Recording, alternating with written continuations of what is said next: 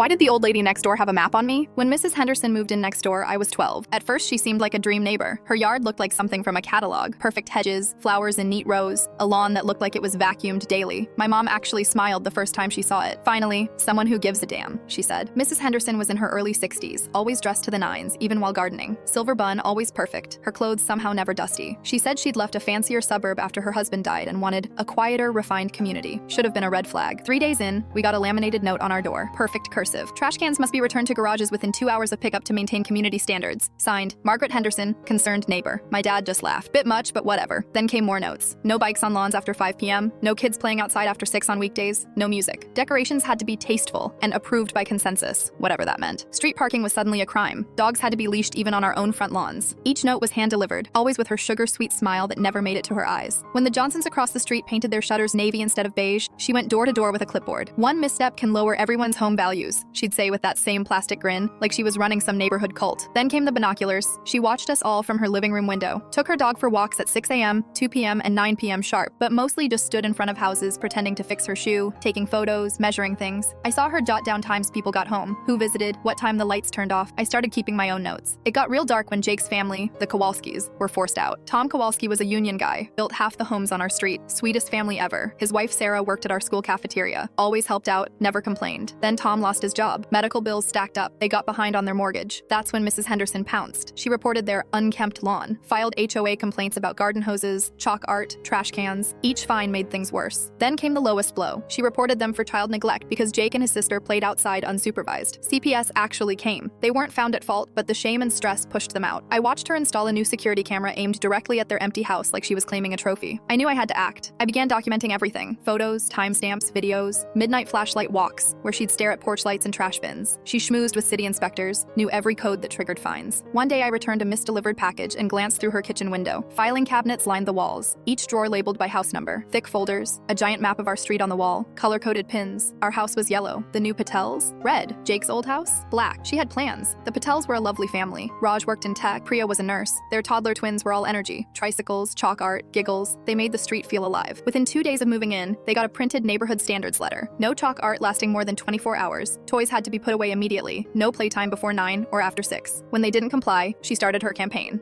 HOA fines, noise complaints, code enforcement. I saw Priya crying one morning scrubbing a hopscotch game off the driveway. Her daughter asked, "Why is the mean lady mad at our drawings, Mommy?" That broke me. I tracked down other families who had moved. What I found was terrifying. The Garcias were targeted because their son Miguel waited in the yard after school. Mrs. Henderson called the cops on him 6 times, claimed he was casing houses. When he started working part-time, she reported them to CPS for letting him roam unsupervised after dark. Click the full story to see what happened next.